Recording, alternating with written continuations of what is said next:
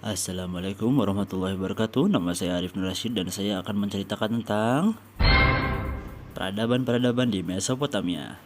Berlokasi di yang sekarang kini, Irak, peradaban Mesopotamia dimulai dari tanah pertanian yang subur dan disekitari oleh dua sungai besar, yaitu Sungai Efrat di bawah Mesopotamia dan Sungai Tigris di atas Mesopotamia.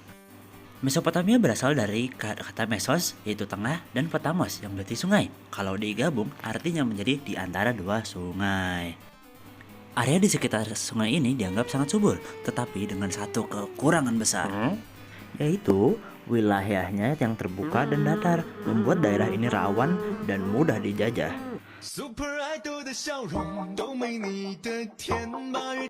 Nah, kita mulai dengan bangsa Sumeria yang mulai berdiam di wilayah ini dari tahun 3000 sebelum Masehi. Mereka adalah penduduk asli Mesopotamia yang datang dari Asia Kecil, Turki, atau Persia, Iran. Pada tahun 5300 sebelum Masehi atau periode Ubaid, bangsa ini mulai untuk membangun jaringan kanal yang membantu pertanian. Mereka juga pun mulai membangun rumah persegi empat serta sabit dari bata lumpur yang dipanaskan. Mereka menyamak kulit binatang dan membuat tembikar warna-warni. Juga dengan memanfaatkan dataran rendah di sekitarnya, mereka menemukan roda untuk membantu menggeret barang berat atau barang dengan kuantitas yang banyak atau besar.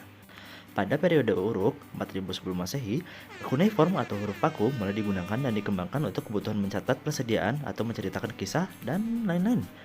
Di sini pun mulainya peradaban Sumeria pada tahun 3500 sebelum Masehi, di mana pemerintahan semi kerajaan beserta organisasi pemerintahan dibentuk. Gundukan batu gunung yang Anda lihat di foto ini yakni adalah situs sebuah kota yang bernama Uruk, yang mengakibatkan periode ini dinamakan periode Uruk. Pada periode Jemdet Nasr 3100 sampai 2900 sebelum Masehi, cuneiform terus berkembang. Patung-patung kecil dibuat, bahkan ada munculnya cap silinder menunjukkan keaslian sebuah produk. Di masa ini pun kota negara mulai terbentuk yang terdiri atas kota-kota besar yang memiliki pemerintahannya masing-masing. Pada tahun 2600 sampai 2300 sebelum Masehi, bangsa Sumer berperang antar sesama untuk mengambil wilayah kota negara saingannya. Kekacauan ini digunakan oleh bangsa Akkadia untuk menjajah dan memimpin wilayah Mesopotamia.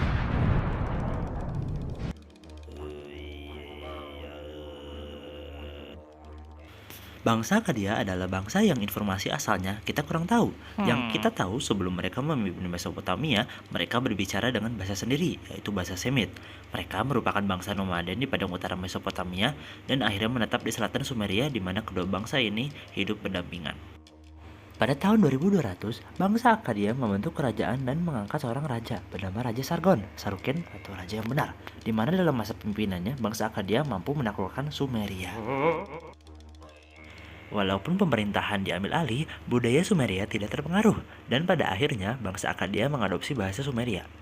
Dalam pimpinan Sargon, Mesopotamia memiliki akses ke berbagai rute perdagangan, laut maupun darat, memberi kestabilan ke kerajaan Mesopotamia. Ia memimpin selama 55 tahun.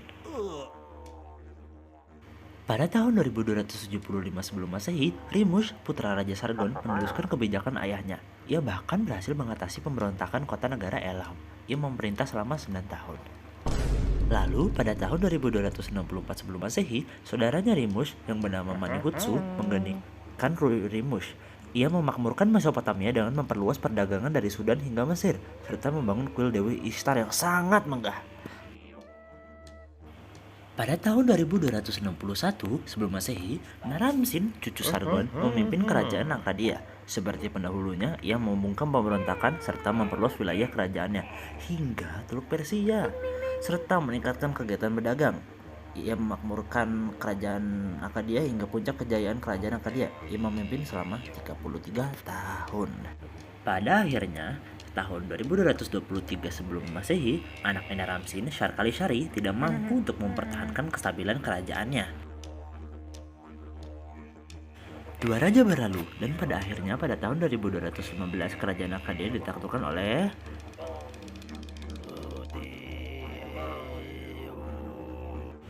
bangsa Guti adalah bangsa nomaden dari pegunungan di Zagros. Mereka menjajah bangsa Akkadia di saat kerajaan dalam kekacauan. Namun, kota negara Sumeria dibiarkan makmur dalam naungan bangsa Guti. Pada tahun 2115 hingga 2050 sebelum Masehi, terdapat Renaissance Sumeria dikarenakan kota negara Sumeria tidak diganggu beserta kerajaan Uruk yang menyingkirkan bangsa Guti, membuat bangsa Sumer kembali memimpin. Mereka berkembang dalam bidang seni dan memiliki pemimpin baru yang bernama Urnamo. Sekitar tahun 2050, Raja Uruk membuat undang-undang di mana sebuah tindakan kejahatan akan dibalas dengan hukuman tertentu. Ini adalah undang-undang tertulis tertua di dunia, 300 tahun sebelum Kode Hammurabi. Sayangnya masa Renaissance Sumeria tidak berlangsung lama, dikarenakan kerajaan Uruk dijajah bangsa Elam yang dijajah lagi oleh bangsa Amori pada tahun 1900-an sebelum Masehi. Dimulai dari seorang dari suku Amori yang bernama Sumabum, mungkin dia adalah kepala suku, ia mengembangkan sebuah kota yang nantinya menjadi Babylon pada tahun 1894 sebelum Masehi. Walaupun kota ini sudah ada sejak zaman Sumeria Akkadia, tetapi Sumabum lah yang mengembangkan kota ini menjadi kota yang megah. Di bawah pimpinan Raja Hammurabi dari tahun 1792 sampai 1750 sebelum Masehi, wilayah Babilonia lama mencakup dari Mesopotamia Selatan, pegunungan Zagros, yaitu lokasi awal bangsa Guti, Teluk Persia, Asia Kecil hingga Sungai Khabur di Suriah. Selain itu, ia mendirikan sistem pajak, membentuk pemerintahan terpusat, serta mengubah wilayah Mesopotamia menjadi Babilonia. Pencapaian terbesar Hammurabi adalah ia membuat sebuah deretan hukum dan peraturan tentang segala hal yang bernama Kode atau Piagam Hammurabi.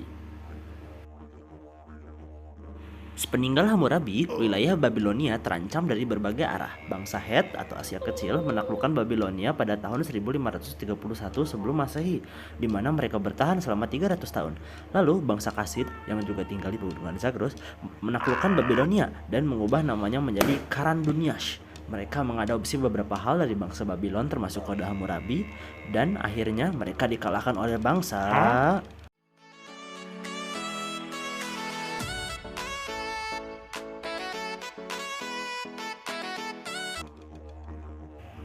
Asyur sudah ada sejak bangsa Sumeria. Mereka berkembang secara bersama, tetapi wilayah Asyur dijajah pada saat Raja Sargon dan bangsa ini mengambil kembali wilayah mereka pada saat kerajaan Akkadia runtuh. Walaupun ada kota yang bernama kota Asyur, para raja bangsa Asyur lebih memilih Niniwe sebagai ibu kota dan mengembangkan kota tersebut dengan sistem irigasi yang maju beserta dengan bangunan yang megah. Puncak kejayaan kerajaan ini terletak pada tahun 745 hingga 727 sebelum Masehi, di mana dalam pimpinan Tiglat-Pileser III, wilayah Asyur mencakup Babilonia, Suriah, Palestina, Siprus, Jazirah Arab Utara beserta Mesir. Lamanya bertahan kerajaan ini berkat raja-rajanya yang bersifat absolut dan pemerintahan terpusat yang tidak mentolerir ancaman dalam keutuhan negara. Raja terakhir bangsa Asyur, Asurbanipal, membuka perpustakaan besar di kota Niniwe, berisi catatan kuno Sumeria dan Akkadia yang disalin dan ditulis di catatan tanah liat. Salah satu dari catatan ini adalah epos Gilgamesh. Ada juga sejarah dan bahkan matematika kuno.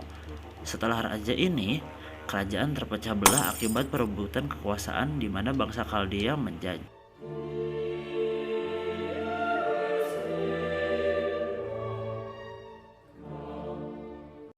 Bangsa Kaldea adalah sebuah bangsa yang tinggal di daerah Mesopotamia Selatan, dan dikarenakan rajanya ada semacam hubungan dengan orang Babilonia yang kemungkinan besar bohong, bangsa ini mengalahkan bangsa Asyur dan mendirikan kerajaan Neo-Babilonia atau Babilonia baru. Pada sekitaran tahun 605-539 sebelum Masehi, dengan raja baru Nebukadnezar II, kerajaan ini mencapai puncaknya, di mana mereka menguasai seluruh Mesopotamia beserta wilayah Mesopotamia yang dimiliki bangsa Asyur. Raja ini sangat suka bertempur hingga memperluas wilayahnya dari Suriah hingga Mesir. Dan pada tahun 567, ia mulai mengganti fokus untuk mempertahankan wilayahnya. Ia memulai proyek pembangunan yang megah-megah seperti Taman Gantung Babilonia dan Gerbang Asyur. Pada akhirnya, setelah 3 raja, Amel-Marduk, Negelisar, Labashi-Marduk, dan Nabonidus, pada tahun 539 kerajaan ini runtuh.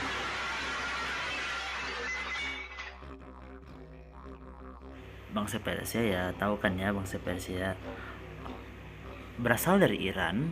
Mereka membentuk kerajaan dan menjajah hingga membentuk kerajaan yang besar sekali.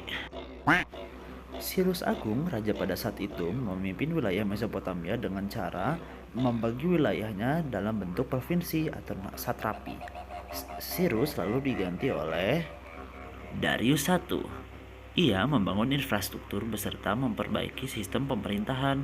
Salah satu contohnya adalah ia membuat jalan raya dari Susa, Iran, sampai Efesus, Turki, sepanjang 2.400 km. Ia pun membangun istana Persepolis, sebuah istana yang megah di tengah gurun. Namun semuanya berubah di Perang Marathon, yaitu sebuah kota melawan Yunani, di mana orang Yunani yang terdesak menang melawan Persia. Pada tahun 330 hingga 323 sebelum Masehi, kekuasaan Persia di Babilonia runtuh di tangan Alexander Agung.